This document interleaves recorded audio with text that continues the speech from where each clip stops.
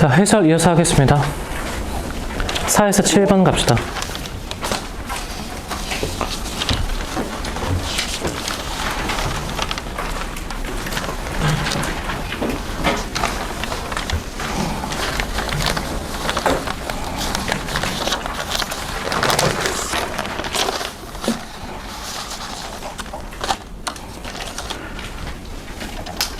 자, 4에서 7번 가겠습니다.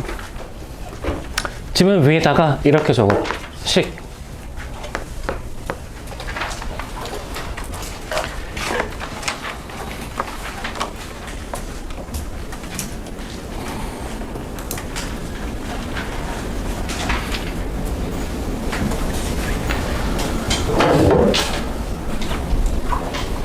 식이 뭐 별로 복잡하지 않다 이런 생각이 들어서 대충 지나가게 되면 4번 문제 틀립니다.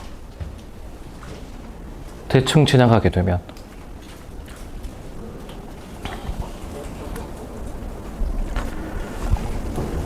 이 얘기는 안 해도 되겠죠.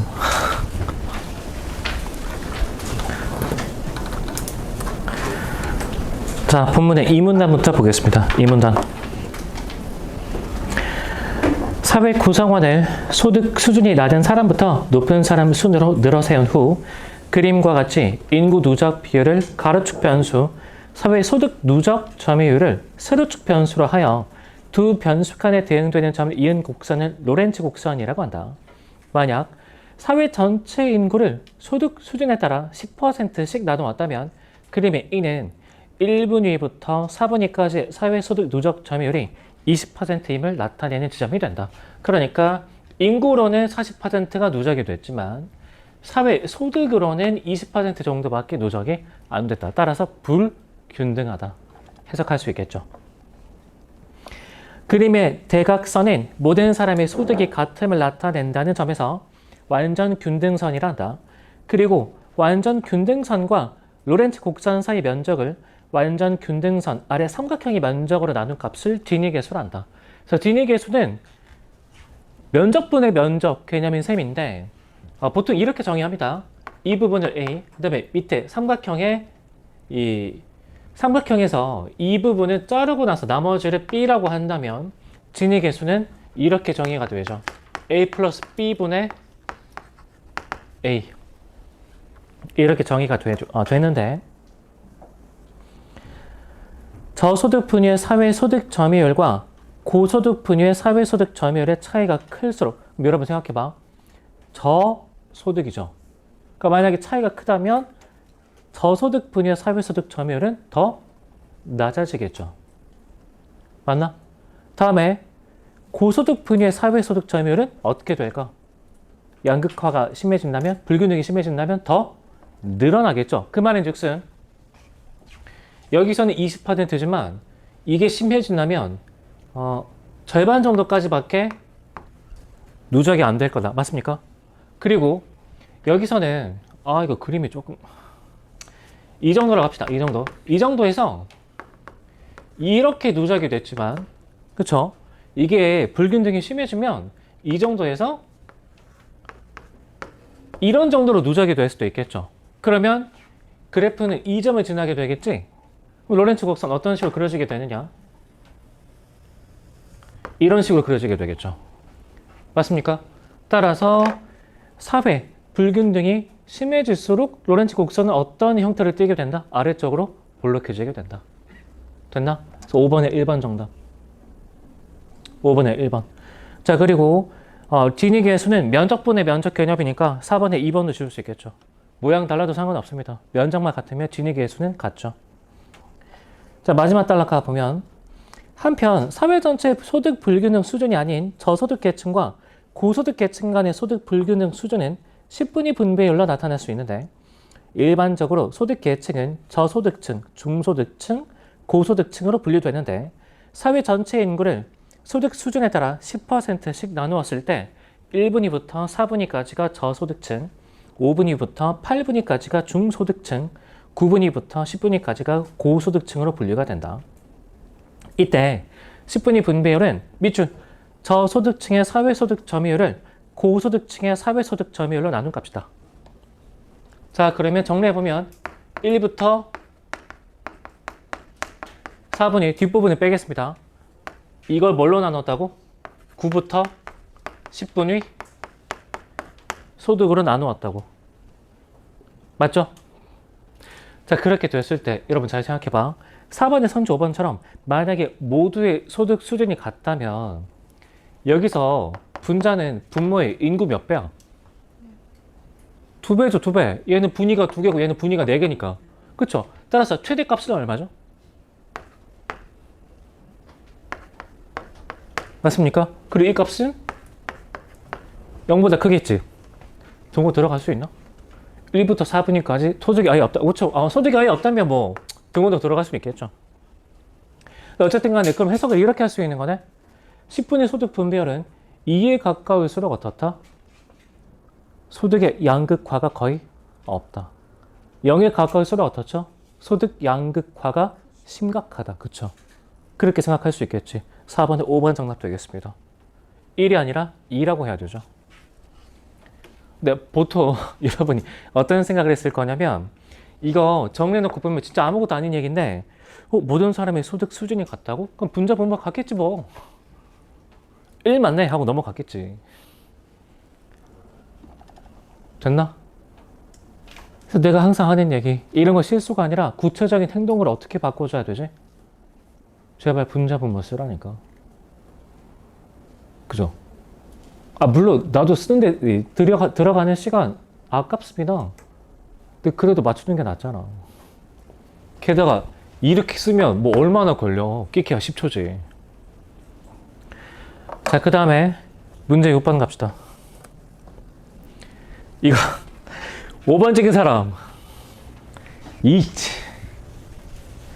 아니 100에서 60을 뺀 값을 분모로 넣어야죠. 이걸 집어넣으면 어떡하나. 자, 계산해 봅시다. 두 국가 A와 B의 로렌츠 곡선이 한 점에서 교차하고 있다. 근데 문제에서 이렇게 60분의 10을 딱 넣은 걸 보니까 학생들의 심리를 간파를 잘 한 것 같아. 여기서 세로책의 의미가 뭔지 생각해 보지 않고 그냥 60 넣겠지? 근데 여러분, 이때 60은 고소득층의 사회 점유율이 아니고 소득 점유율이 아니고 뭐라고 봐야 돼? 1분위부터 여기까지 누적된 게 60%라고 해석을 해야 되는 거죠. 말 그대로 사회소득 누적 점유율이니까. 됐나? 그 60 집어넣으면 안 돼. 자, 아무튼 두 국가의 10분위 분배율 계산해 봅시다. 여기서 A는 잠깐만, 일단 1부터 4까지니까 여기서 A가 20. 자, 그리고 B는 10. 자, A는 그러면 분자에 20이 들어가고, 다음에 B는 분자에 10이 들어가겠죠? 자, 그 다음에 여기서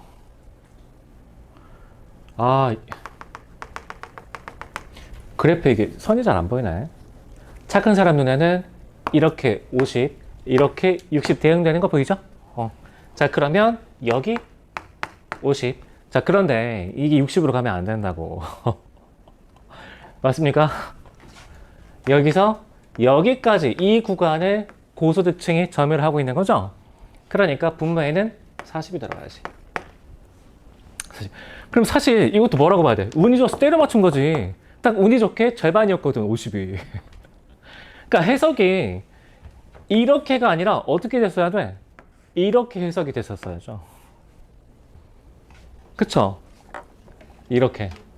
아무튼 정답은 몇 번? 6번에 4번 정답.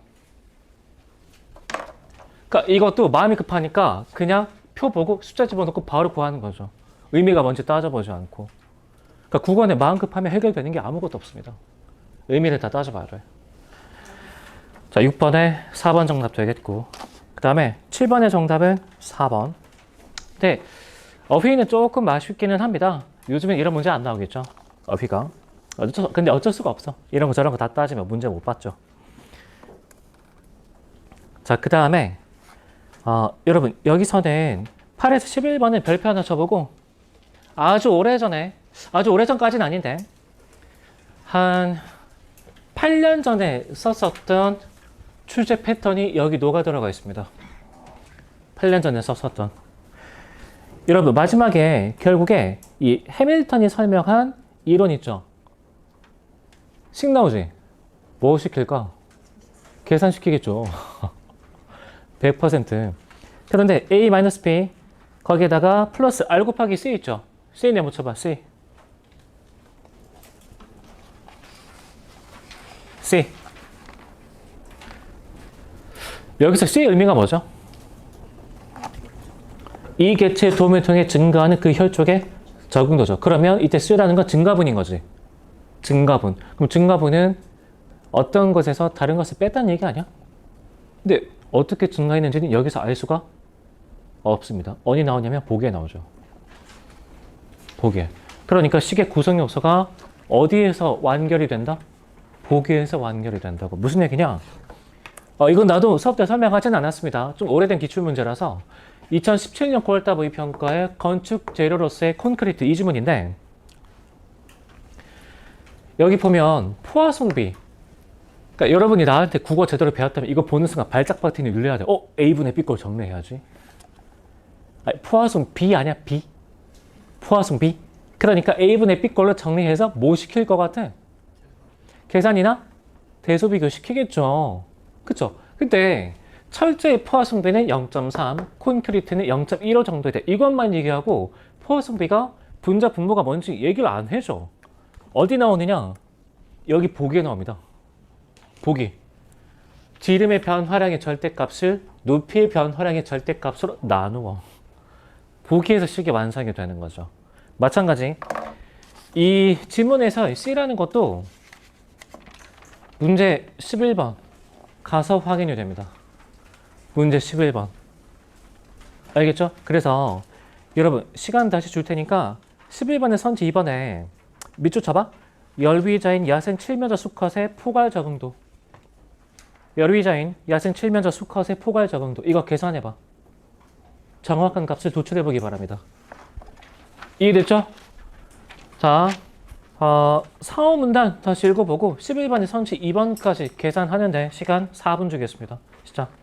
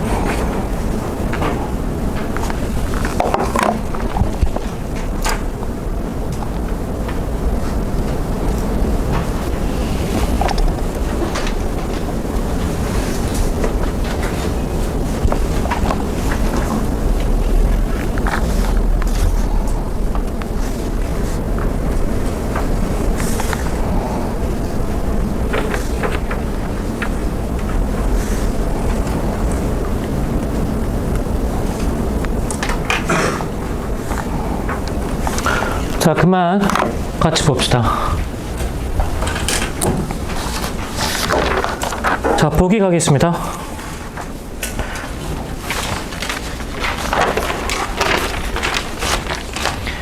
여러 세대를 걸친 관찰 결과 이 학생 7면조 집단은 나이가 같은 혈적 관계 두 수컷. 네, 여러분 여기서 전제 하나만 깔아봅시다. 7면조가 번식 주기가 어떻게 되는지 모르겠지만 적어도 1년은 넘는다고 합시다. 알겠죠? 적어도 1년. 이따가 물어볼 게 있어서 그래. 두 수컷이 한 팀으로 암컷을 유혹하여 번식하는 경우가 대부분이었다. 이때 두 수컷 중 하나는 우위자로서 짝짓기를 독점하고 다른 하나는 열위자로서 평생 암컷과 짝짓기를 하지 않고 우위자를 돕는다. 얘는 모태솔로로 죽나봐. 불쌍하네. 행동 생태학자 크라카 우어가 해밀턴의 방식을 차용하여 야생 7면조 집단의 적응도를 측정한 결과 한 팀을 이루는 수컷 간의 유전자 공유도는 평균 0.42이다. 여기 0.42 밑줄. 여러분, 내가 아까 뭐라 그랬죠? 적어도 번식 주기가 1년은 넘는다고 가정하자 그랬죠? 근데 보기의 첫 번째 줄 가면 어떻다고? 나이가 같다고. 그러니까 누구는 지워지는 거지? 부모 자식 간은 지워지는 거죠. 부모 자식 간.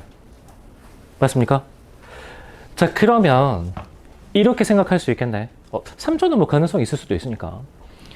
지금 이 7면조 집단은 삼촌, 사촌, 형제, 자매 중에 형제와 자매의 비율이 가장 높다. 맞나? 그렇게 추론할 수 있겠죠. 값이 0.5에 제일 가까우니까.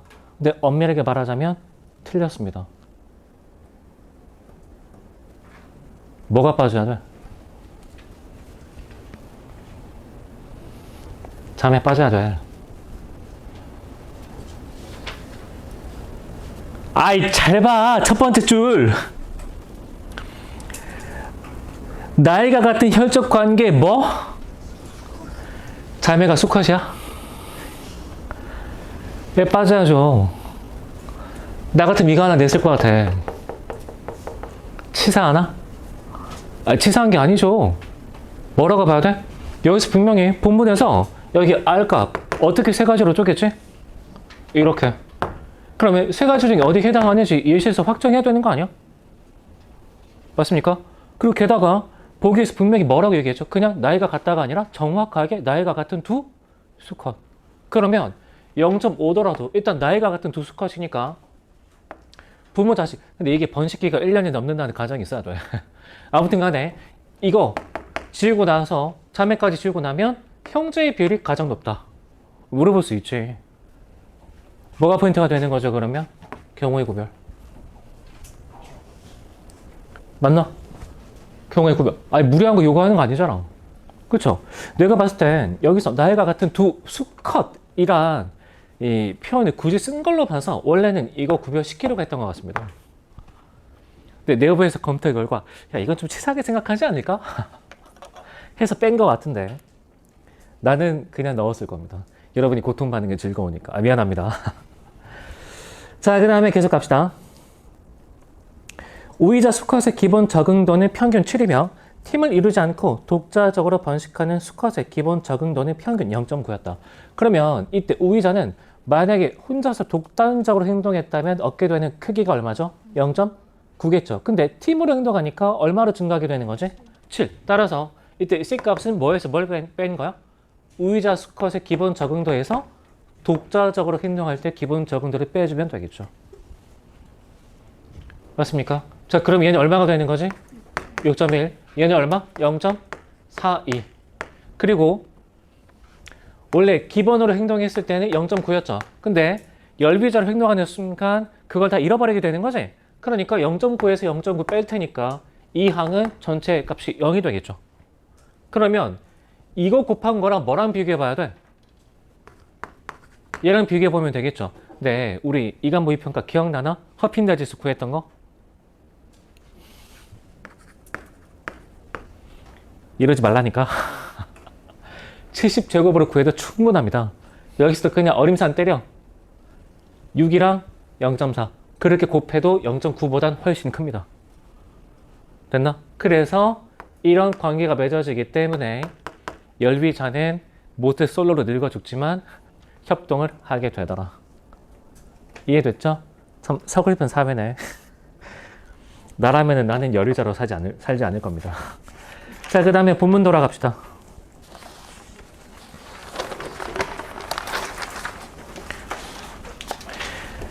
여러분, 사문단에서 수식어구 괄호로 묶어봅시다. 자연 선택을 집단 수준으로 설명할 수 없다고 생각한.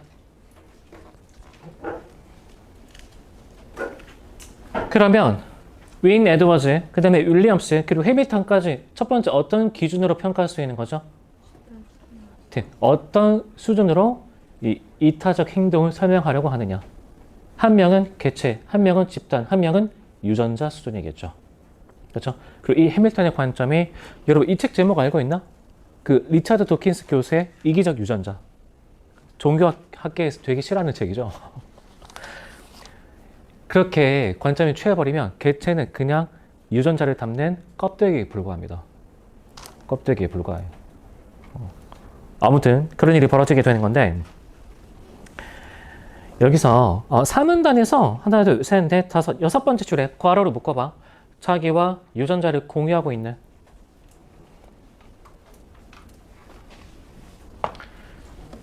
수식 어구를 정확하게 읽어보면 해밀턴 이론의 한계를 파악할 수 있습니다.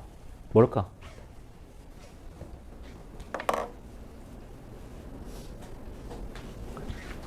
얘가 뭘 반영한다고? 유전자 공유도. 바꿔 말하자면 이타적 행동은 어떨 때만 관찰될 수 있다? 적어도 유전자를 공유할 때만. 그러니까 혈족이 아닐 때 이타적 행동을 설명할 수가 없는 거죠. 이해됐나? 그런 비판점도 나왔으면 괜찮았을 것 같은데, 예전에 1990년대 후반쯤이었던 것 같은데, 그 이수연 씨라고 일본에 유학가 있던 분이셨습니다. 근데 이분께서 지하철역이었나 기차역이었나 아무튼 이렇게 열차를 기다리고 있었는데, 주취자가 지하철인가 기차 선로에 인사불성으로 누워 있었던 거야. 근데 저 멀리서 들어오고 있었습니다, 차가. 그래서 그걸 보다 못해서 본인이 직접 그 선로 밖으로 끌어내려고 하다가 같이 기차에 치여서 죽었어. 그 뒤부터 일본 사람들은 이수연 씨를 의로운 사람으로 칭송하고 있죠. 근데 그 두 사람의 관계가 과연 혈족 관계였을까? 그쵸? 반례가 존재하는 거죠. 아무튼 이 지문은 이 정도로 보겠습니다. 자, 11번 중요한 문제였습니다. 특히 2번. 정확하게 계산할 수 있었느냐. 그리고 이거. 이런 식의 구성 요소가 어디 가서 완성이 될 수도 있다? 보기까지 가서. 됐습니까? 그리고 별건 아니지만 경우의 구별을 이렇게까지 생각해 볼 수가 있겠죠. 여기 보니까 우위자는 뭘로 행동할 때죠? 팀으로 행동할 때. 얘는 팀으로 행동하지 않을 때. 그러니까 비교를 하려면 일단 어떤 케이스와 어떤 케이스를 나눠봐야 돼? 팀으로 행동할 때와 팀으로 행동하지 않고 독자적으로 번식할 때. 이해됐죠? 경우의 구별은 거기까지도 미칠 수 있습니다. 됐고, 12에서 17번 갑시다.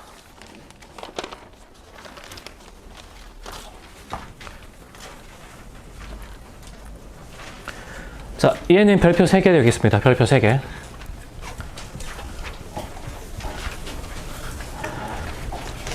여러분, 근데 확실히 풀어보니까 조금 느낌이 다르죠?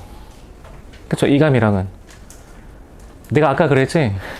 이감보다는 신나게 풀 수 있을 텐데 생각보다 많이 나갈 거라고. 그쵸? 그래서 대충 읽었다가 딱 흘리기 좋게끔 그렇게 문제를 기가 막히게 설계를 하고 있습니다. 자, 근데 예전에는 바탕이 진짜 어려웠는데 너무 어렵다고 소문이 나서 그런지 최근에는 또 오히려 3대 메이저 업체 중에서는 상상보다도 조금 쉬운 느낌이 있긴 한데, 쌤 개인적으로는 좀 안타깝습니다. 예전에 진짜 악명 높을 때 바탕의 모습을 기억을 하고 있어서, 물론 지금도 충분히 퀄리티는 좋지만. 여러분, 우리 화요일날 간식의 스페셜 철학할 때 1문단만 먼저 읽어보고 이하에서 어떤 내용이 전개가 될지 예측해보는 연습했었죠? 그렇죠? 가에서 1문단 읽어보면 이하에서 두 가지 내용이 나올 거다라는 게 확인이 돼야 돼. 뭘까?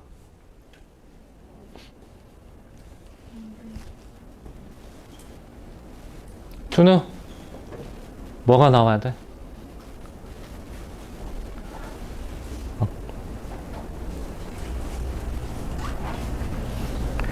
알겠습니다. 개념장애 두 가지가 뭐가 나오고 있죠? 세계 시민과 세계 시민 사회 두 개 나오고 있죠? 맞나?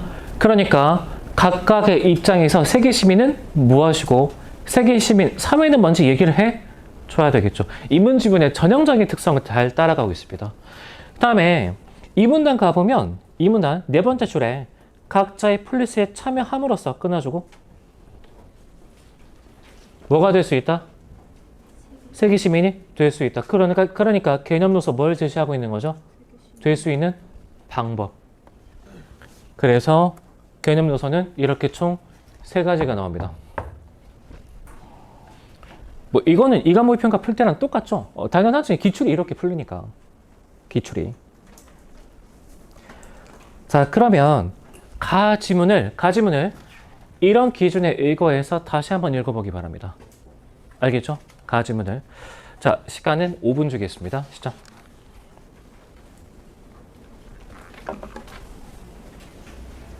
(5분 30초) 주겠습니다.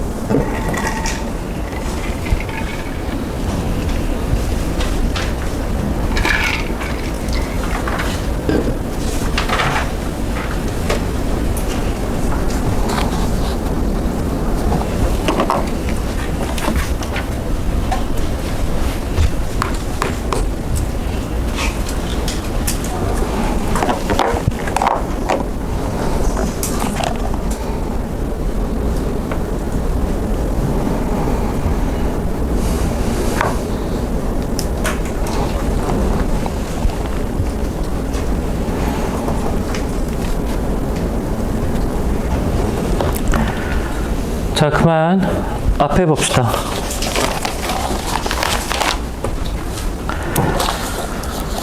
자, 가보면 스스로를 특정 국가에 소속된 국민으로 한정하지 않고 세계라는 인류 보편적 사회의 구성원으로 여기는 주체를 세계 시민이라고 한다. 그리고 세계 시민이 보편화되어야 인류의 공동선이 달성될 수 있다고 보고 세계 시민으로 구성된 사회를 추구하는 이념을 세계 시민주의라 한다. 자, 세계 시민주의는 고대 로마의 스토아 학파에서 그 원형을 찾을 수 있다. 스토아 학파는 로마 초기 도시 국가였던 폴리스를 개인들이 보편적 윤리 규범으로 뭉친 공동체로 보았기에 모두가 각자의 폴리스에 참여함으로써 세계 시민이 될 수 있다고 보았다. 자, 그러면 구현 방법은 각자의 폴리스에 참여하면 된다 이거죠. 근데 문제가 뭐냐? 이때 세계가 뭐야? 로마 제국이죠. 그러니까 세계 시민은 곧 어디 시민? 로마 제국 시민. 세계 시민 사회는 곧 로마 제국. 그러니까 이때 폴리스에 참여하라는 것도 어디 참여하라는 얘기야? 로마의 폴리스에 참여하라는 얘기죠. 로마의 폴리스. 그 말인즉슨 로마 말고 다른 세계는 인정하지 않겠다. 따라서 뭐의 비판을 받았다고? 로마 패권주의. 됐나? 자, 3문단 가보면 칸트 관련해서는 이 정도로 정리할 수 있을 것 같습니다. 같이 안 읽어도 되죠? 다 이해할 수 있지? 이 정도는. 자, 그 다음에 러셀? 버트란드 러셀. 뜬금없이 든 생각인데 여기 러셀은 도대체 무슨 의미일까? 홈페이지 보면 무슨 눈길을 헤쳐가는 사람. 내 생각이 그거 약간 좀 갖다 붙인 것 같은데. 아무튼 뭐 그렇게 따지면 뭐 한도 끝도 없죠. 시대인제는 왜 이름이 도대체 시대인제일까? 어? 응. 영국 대학 그 그룹 이름. 아, 그래? 역시 심규서 선생님 엘리트구만. 한국을 벗어나지 못한 나는 알지 못합니다. 나는 10년을 관악구 신림동에서 갇혀 살았기 때문에 관악구 촌 사람이 되겠습니다. 지금도 고시촌 지나갈 때는 마음이 편합니다. 고향에 온 것처럼. 근데 20대가 노량진과 신림동에 다 녹아있죠. 근데 역시 심규석 선생 맨날 옷도 영국 신사처럼 입고 다니고. 요즘 사람이 역시 외국물을 좀 먹어야 돼. 대단합니다. 러셀이 그런 의미가 있었구만. 뭐 영국 대학이랑 관련이 있대. 자세한 건 심규석 선생한테 물어봐. 최상위 그룹. 최상위. 아, 그래? 대학 최상위 그룹. 그 미국으로 따지면 아이비리그 같은 거구나. 하긴 근데 메가스터디 아이비리그 이러면 좀 싸 보이니까. 근데 개인적으로는 두각은 진짜 학원 이름 이상한 것 같습니다. 옛날에 강남대성이 훨씬 나왔던 것 같은데. 뭐 다른 학원인데 뭐 내가 알고 할 건 아니지만 계속 갑시다. 자, 러셀은 좋은 이름입니다. 뜻이 있었네. 세계 시민사회 구현 방안으로 세계 정부론을 개진하였다. 그는 핵전쟁을 막으려면 중앙 집권적인 세계 정부가 있어야 한다고 보았다. 국제 협약으로 만든 국제기구는 강제력이 없어 전쟁을 막지 못하므로 강력한 무력을 보유한 세계적 차원의 단일한 권위체가 필요하다고 보는 것이다. 그러니까 세계 시민사회라는 건 세계 정부고 구현하는 방법은 강력한 무력이 되겠죠. 그 다음에 이러한 견해는 주장의 현실화 가능성보다는 핵전쟁의 발발 가능성이라는 위기의 중대성을 주목한 데서 비롯된 것이었다. 국가의 도덕적 가치를 부정한 러셀은 세계 정부를 수립하려면 애국심이 배격되어야 한다고 보았다. 그러니까 세계 시민은 어떤 자질을 갖춰야 돼? 애국심이 없어야 돼. 애국심은 국가 단위니까.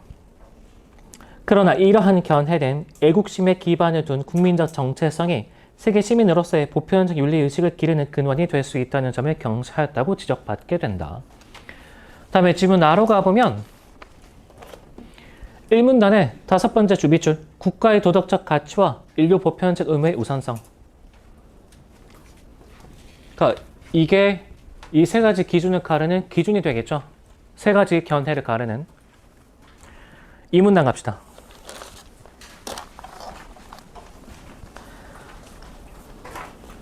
여러분 꼭 전해줘. 내가 영국 엘리트라고 표현했다고. 강한 세계 시민주의를 대표하는 싱어는 현존 국가가 자국의 평화 유지를 위한 도구적 가치는 있지만 오늘날의 초국가적인 문제를 해결하는 일에는 무력하거나 방해가 된다고 본다. 그는 도덕적 행동을 할 때는 친밀도와 상관없이 모든 사람의 이익에 동등한 비중을 둬야 한다는 점에서 인류 보편적 의미를 강조한다. 그러니까 강한 세계 시민주의는 둘 중에 뭘 더 강조? 얘를 좀 더 강조. 특히 초국가적인 문제에 대한 대응이 시급한 오늘날에는 인류 보편적 의무가 애국심을 바탕으로 한, 그러니까 누구 견해랑 되게 비슷한 것 같아. 애국심은 뒷전에 둬야 된다니까. 이렇게 연결이 될 수 있겠죠. 그러니까 이 지문은 되게 특이한 점이 뭐냐면 가지문을 이렇게 읽고 나서 나지문을 읽었을 때 여기서 다시 얘를 끌어당기는 게 더 편해. 그러니까 뭔 얘기냐? 우리가 기존의 가나지문은 이랬었죠. 근데 얘는 이런 느낌이 좀 더 강합니다. 이렇게 나올 수도 있는 거죠. 이렇게. 근데 그렇다고 나부터 읽는 그런 무모한 리스크를 감수할 거냐. 그렇다고까지 보지는 않는데 예전에 한 2년 전쯤에 수능 특강에서 2년 전 맞나? 2년 전에 수능 특강에서 나부터 읽어야 뚫리는 지문을 낸 적이 있어. 가나 복합 지문에서. 예술 지문이었는데 음계, 피아노 건반 나오고 기타 줄 나오고 지문 하나 있었습니다. 나부터 읽어야 돼. 나부터. 근데 그건 좀 과도한 것 같고 그런 점을 잘 고려해서 여기서는 오히려 나에서 가로 연결되는 그런 양상의 지문을 쓴 게 아닌가. 알겠죠? 그래서 여기에서 곧바로 비교의 기준을 강하게 공유하지 않더라도 어쨌든 읽다 보면 이게 체계적으로 내 머릿속에 잘 들어가 있잖아. 방금 내가 물어봤을 때 누구 견해랑 비슷해? 여러분이 바로 떠올릴 수 있었죠? 이걸 읽어가면서 이 내용 중에서 이렇게 끌어당기는 게 충분히 가능한 거죠.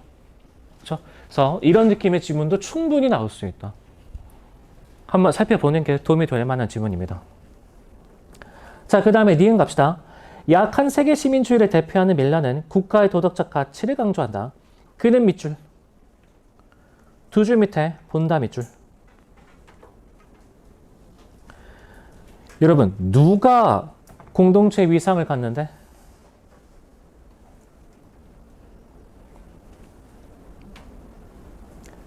현존 국가 맞습니까? 이미 존재하는 국가? 그럼 따져봐봐. 이미 로마가 세계야. 누구죠? 맞습니다. 스토아파.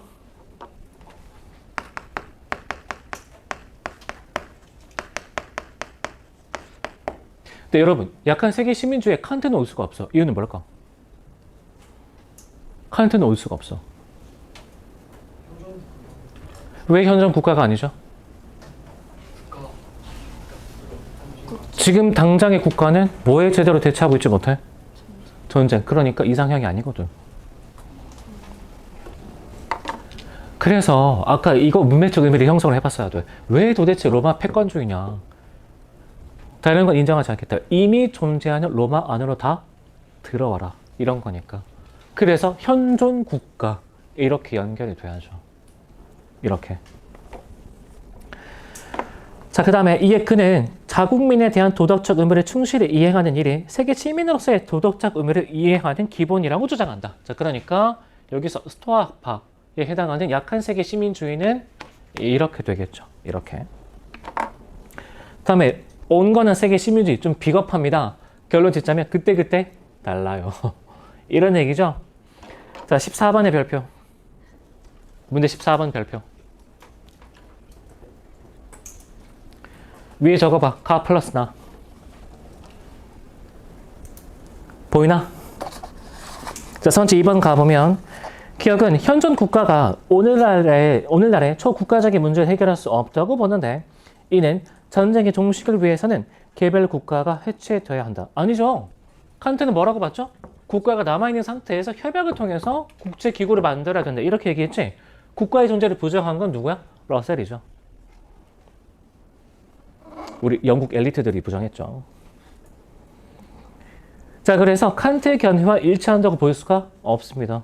14번에 2번 정답. 자, 그 다음에 4번 가보면 니은 현존 국가를 윤리적 공동체라고 보는데 이는 프랑스 대혁명 직후의 국가를 전쟁을 통해 타국을 점령하려는 이 공동체로 본 칸트의 견해와 구별된다. 그렇죠. 그러니까 칸트는 미래에 이렇게 나가면 국가가 어느 정도의 역할을 수행할 수 있지만 현존 국가는 이런 역할을 수행하지 못하죠. 그렇죠. 스투아트와 그런 점에서 구별이 된다고 볼 수 있겠지. 그래서 14번에 4번 적절합니다. 알겠죠? 그래서 문제 자체는 썩 그렇게 어렵지는 않았는데 14번이 굉장히 좋은 문제예요. 나는 이렇게 생각합니다. 자, 그리고 16번.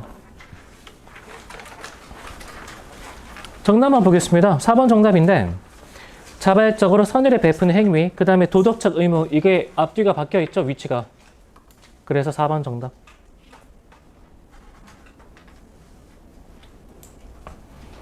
나머지는 개념로서의 세분화, 그에 따른 비교의 기준 세팅, 그리고 이 내용 가지고 읽어주면 크게 어려움은 없을 것 같습니다. 그래서 만약에 문제가 안 풀렸다면 이렇게 안 읽어서 그런 거죠. 됐나? 자, 해설은 여기까지인데 여러분 내가 3대 모의고사 평가하면서 이런 얘기 했던 거 기억날지 모르겠습니다. 이 과목은 굉장히 트렌디하다. 그리고 바탕은 개념정의라든가 식의 구성 요소라든가 또는 선택은 여기 실려있지 않지만 바탕 선택 되게 어렵게 잘 됩니다. 그래서 기본기가 충실하게 잘 쌓이도록 강조하는 시험이다. 오늘도 보니까 문학도 마찬가지도 독해의 기본이 되는 화자나 인물의 내면, 심리, 직접 제시부터 똑바로 잘 파악했는가. 그거 위주로 물어보고 있습니다. 그거 위주로. 그래서 이 감은 2반은 이가 많지죠. 7월 때부터 상상으로 바꿀 겁니다. 여러분이 너무 어려워해서 상상이 학생들 입장에서는 조금 더 깔끔합니다. 아무튼 간에 많은 회차를 통해서 연습하는 건 상상으로 해주고 그 다음에 아무래도 과거 기출도 좀 섞여있고 그러다 보니까 예컨대 오늘 수컷 7면조 있죠. 그 지문 내가 기억하기로 내가 본바탕에서 21년에 봤던 기억이 나니까 그 이전의 기출문제일 겁니다. 그 이전의 기출문제. 그러니까 적어도 한 4, 5년 된 문제인데 지금 봐도 인사이트가 좀 있죠. 아무튼 트렌디함은 조금 떨어지긴 하지만 기출문제를 엮은 거라서 바탕 내에서의 독해 기본기 잘 갖춰줄 수 있도록 합시다. 그러니까 여러분 사실 체감 난도가 매우 높다 낮다는 물론 점수에 크게 영향을 미치는 요소이긴 하지만 궁극적으로 또 다른 한 축을 무시해서는 안 돼. 뭐죠? 집중력. 오늘 풀 때는 신났죠? 풀만 하니까 이 정도면 내가 점수 잘 받을 수 있지. 근데 지금까지 채점한 사람 중에 만점 딱 2명 나왔습니다. 딱 2명. 딱 2명. 목동에서 1명, 대치에서 1명. 그리고 대치에서 1명은 늘상 만점 받던 애야. 걔가 또 만점 받았는데 근데 그럼에도 불구하고 오늘 내가 독서는 다 맞다고 인정해줬죠? 그쵸? 거기다가 24점씩 더 해봐. 그럼 본인 이 과목의 평가에 비해서 몇 점이나 더 올라가죠? 그러면 뭐가 중요하다는 게 인식이 되지? 주어 담는 문제 다 주어 담을 수 있는 게 정말 중요하다. 알겠죠? 자, 다음 주에도 독해의 기본기를 강조하는 해설 진행할 수 있도록 하겠습니다. 자, 오늘 해설은 여기까지 하고 잠깐 대기하고 있다가 상담할 사람 쌤이 따로 부르겠습니다. 대기합시다.